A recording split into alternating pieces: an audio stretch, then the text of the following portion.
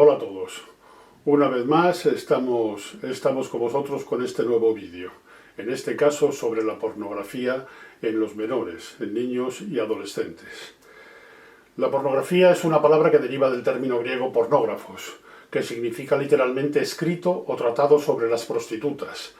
Por lo tanto, su significado original era la descripción de la vida, los hábitos, las costumbres de las prostitutas y de sus proxenetas, y que hoy recoge el diccionario de la RAE en su tercera acepción.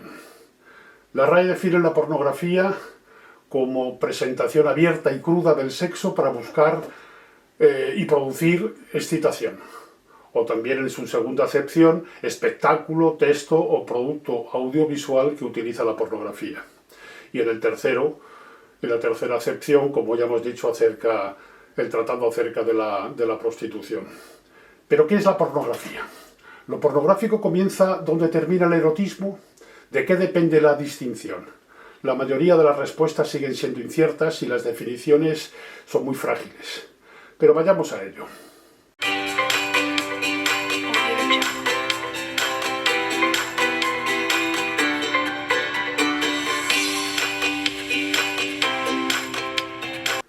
En la actualidad, el término pornografía se aplica a todo material sexualmente explícito, ya sea en forma de libros, pinturas, fotografías, esculturas, películas, vídeos, que intentan excitar sexualmente al observador. Sin embargo, lo que hoy en día constituye pornografía es siempre objeto de debate. Las distinciones entre lo erótico, lo artístico, lo pornográfico no siempre están claras. Lo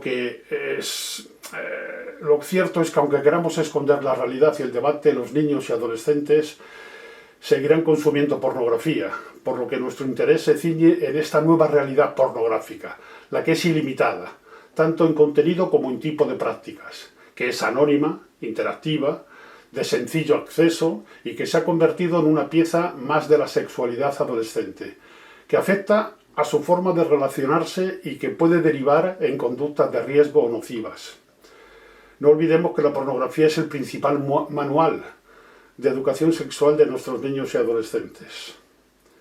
Se viene considerando pornografía aquello que conduce a la provocación, al obsceno. Ya hubo un gran debate sobre qué era lo obsceno en Estados Unidos,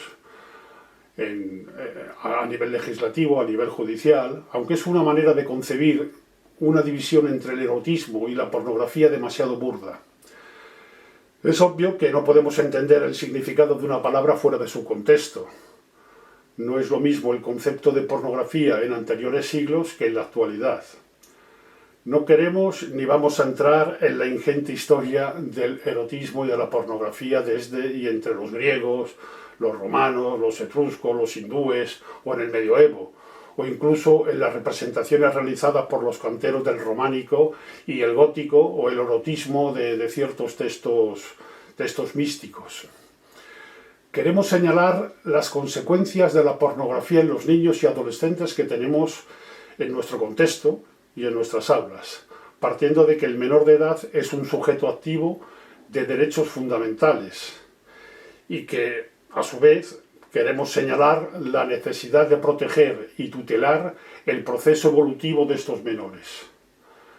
Parece evidente que las nuevas tecnologías y el acceso a Internet han promovido entre niños y adolescentes, a veces de manera involuntaria, el acceso a contenidos sexuales explícitos, a nuevas prácticas sexuales que incluso implican la difusión de sus propios contenidos. Se ha observado que se ha incrementado en los últimos años el sexting, que es la recepción o envío de mensajes, imágenes o vídeos sexuales explícitos a través del teléfono móvil o las redes sociales, y que también es utilizado como una venganza tras una ruptura sentimental. Este acceso indiscriminado puede dar lugar a una adicción a la pornografía, cuyas causas pueden ser de las más variadas, buscando en la pornografía una descarga de dopamina, que ya sabemos que es la hormona conocida como la del placer o la relajación, y por tanto una sobreestimulación en el sistema de recompensa del cerebro. Este exceso de liberación de dopamina genera un mensaje para que repitamos la conducta. Numerosos estudios muestran que la adicción a la pornografía daña el cerebro de una manera similar a las drogas o el juego. Marcus guardó su secreto durante mucho tiempo, a pesar de que el problema se volvía cada vez más grave, hasta que finalmente empezó a ir a terapia. Hoy, por primera vez en mucho tiempo, vuelve a tener una cita.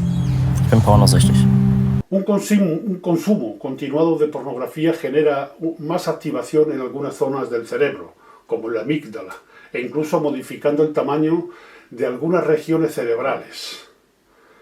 Como en todas las adicciones, la sobreestimulación promueve un consumo más frecuente para sentir más placer.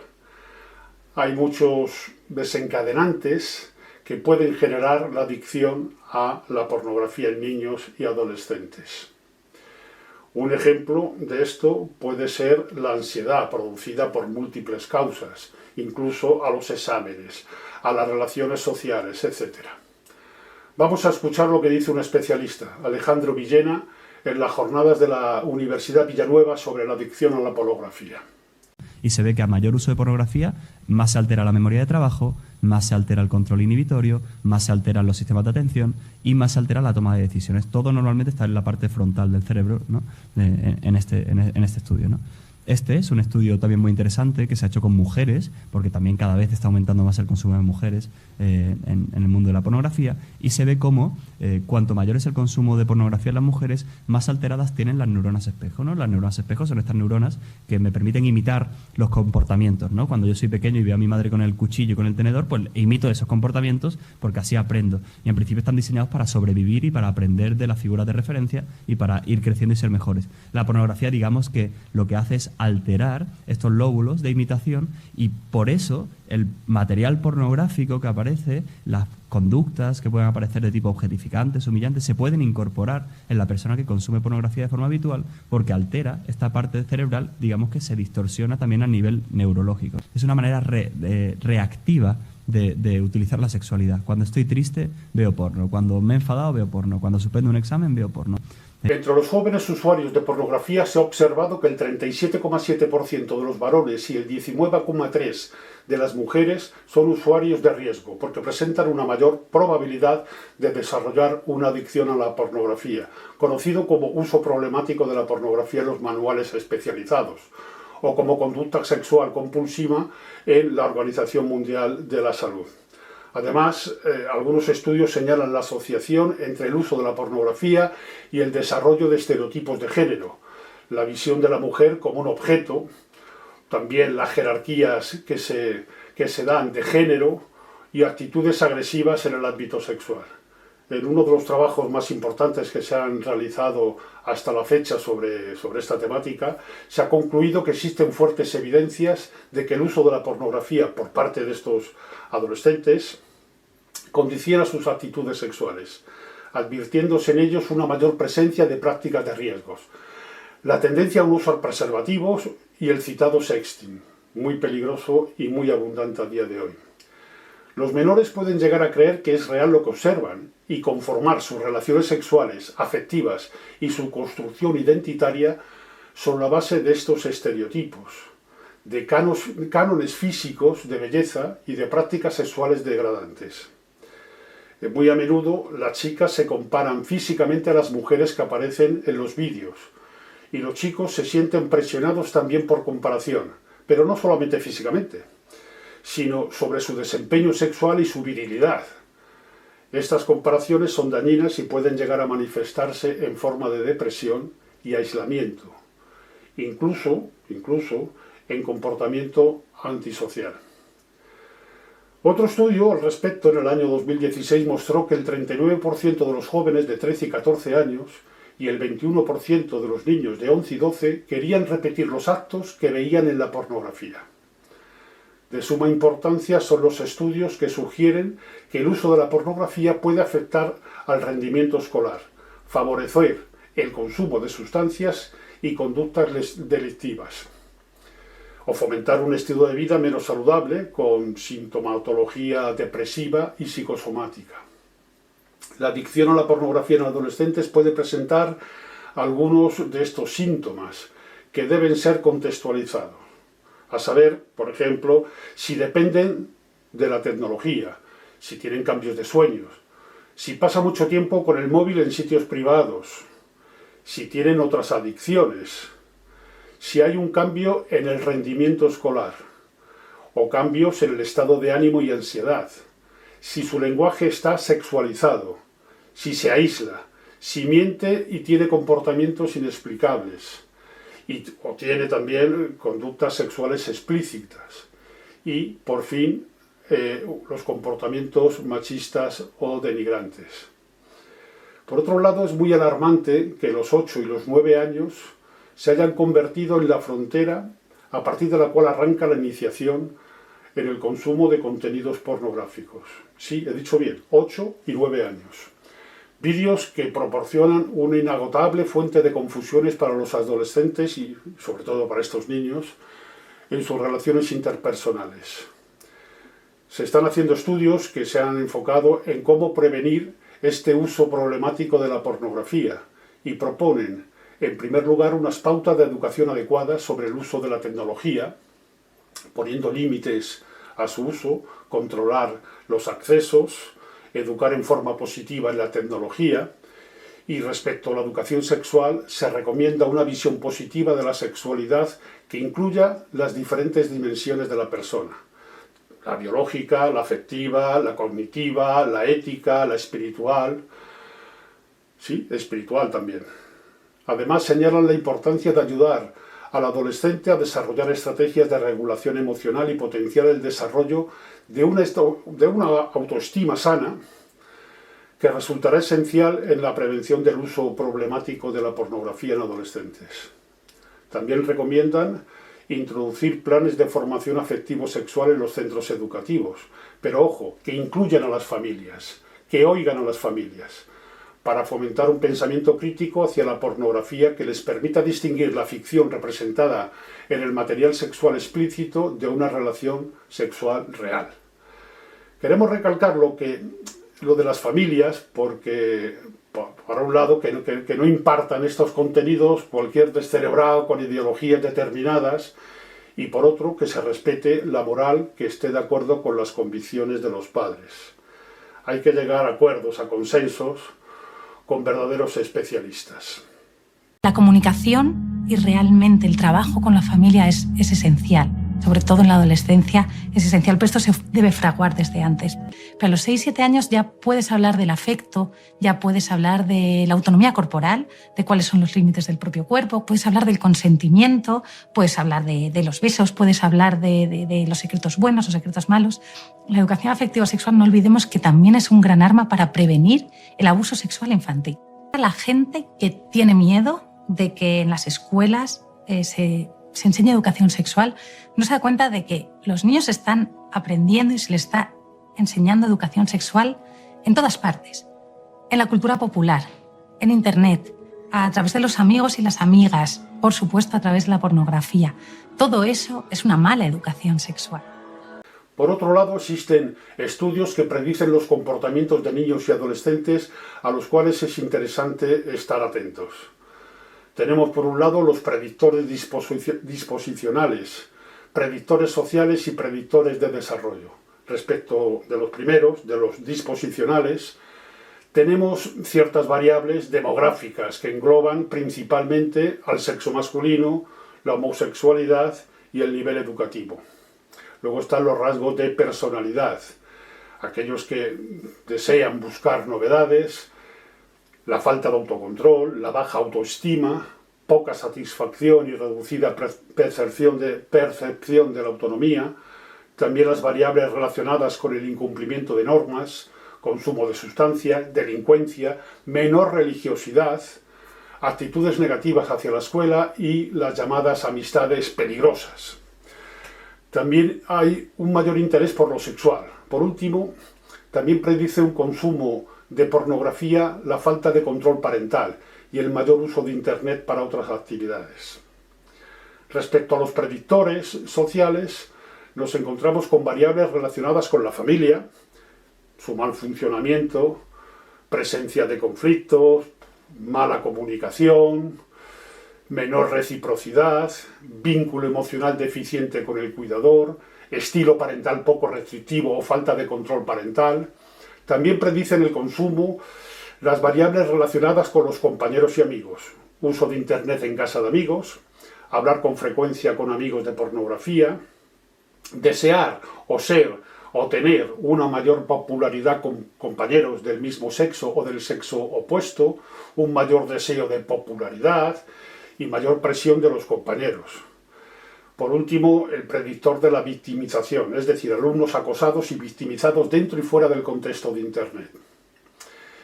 Y dentro de estos predictores, por último, tenemos los de desarrollo de los menores, que nos indican en los usuarios de pornografía una edad puberal más avanzada, pero también una menor competencia social, menor autoeficacia y menor competencia moral. Pero después de todo esto, ¿qué estrategias se deben seguir para mejorar los casos de adicción? Los especialistas dicen que tenemos los siguientes. En primer lugar, y es inevitable, pues es evitar escuchar o visualizar este contenido. Evitar que los niños y adolescentes tengan acceso a Internet en espacios cerrados. Desarrollar actividades deportivas o lúdicas. Llevar una vida social y espiritual activa. Y en casos extremos acudir al psicoterapeuta o profesional especializado en adicciones sexuales. En todo caso, la pornografía seguirá siendo un motivo de controversia durante mucho tiempo, pero nunca se debe confundir lo que hagan las personas adultas dentro de su libertad de elección y expresión, se confundan o no, con permitir, alentar o facilitar este acceso a niños y adolescentes en fases de desarrollo, y que puede convertirse en una adicción que altera la memoria, el control inhibitorio, los sistemas de atención y la toma de decisiones, entre otras alteraciones psicosomáticas. Hay que tener en cuenta también, además, que nuestro artículo 186 del Código Penal castiga con la pena de prisión de 6 meses a 1 año o multa de 12 a 24 meses al que, por cualquier medio directo, vendiere, difundiere o exhibiere material pornográfico entre menores de edad o personas con discapacidad, necesitadas de especial protección. También es reseñable la Ley Orgánica 8/2021 de 4 de junio de protección integral a la infancia y a la adolescencia, que hace un llamamiento a la protección de los menores por parte de las administraciones públicas, pero que desgraciadamente está por desarrollar como tantas cosas. No se trata de alarmar, pero hay indicios de que la adicción de la pornografía incide en las agresiones sexuales cometidas por niños y adolescentes. La normalización de prácticas pornográficas como el bukkake, han dado paso a violaciones grupales, las cuales han aumentado enormemente en nuestro país. Además, en muchos casos, y esto es también muy preocupante, los autores graban el delito con la finalidad de poder demostrar su participación, algo que tiene que ver directamente con el porno. Resulta llamativo que hace 5 años las agresiones sexuales en grupo fuesen un fenómeno estadísticamente irrelevante y que hoy haya más de 100 casos judicializados según los datos de la Fiscalía. Además, el número de delitos sexuales cometidos por menores no deja de crecer, lo que es sumamente preocupante. Las variables religiosas siguen constituyendo predictores importantes de autorregulación de conductas y actitudes sexuales. Y, por ejemplo, citamos la exhortación apostólica Amoris Laetitia del Papa Francisco, que recoge la preocupación por la difusión de la pornografía y de la comercialización del cuerpo, favorecida, entre otras cosas, por un uso desequilibrado de Internet. Plantea, además, en esta exhortación, la necesidad de una positiva y prudente educación sexual, y se pregunta si las instituciones educativas han asumido este desafío. Afirma que es difícil pensar la educación sexual en una época en que la sexualidad tiende a banalizarse y a empobrecerse. Pues bien, hasta aquí un pequeño esbozo sobre la pornografía, negocio que es de gran envergadura, a la altura del tráfico de armas, de personas o de drogas, y que no puede ser la forma en que se eduquen nuestros niños y adolescentes. Porque, como ya se ha dicho, una educación sana, una educación sexual sana, es, sobre todo, hablar de los sentimientos, de cuidados, de emociones, de cariño, de valores, de intimidad, de respeto, y no tanto de genitalidad como se viene haciendo y mostrando hasta ahora. No podemos perder de vista que toda educación tiene por objeto el pleno desarrollo de la personalidad. Pues con esto terminamos este vídeo, dejándoos algunas obras que pueden ser de interés, además de las citadas. Esperamos que os haya interesado y si es así, suscribiros, comenta si has descubierto alguno de estos predictores en tu contexto y nos vemos en el siguiente vídeo. Un saludo.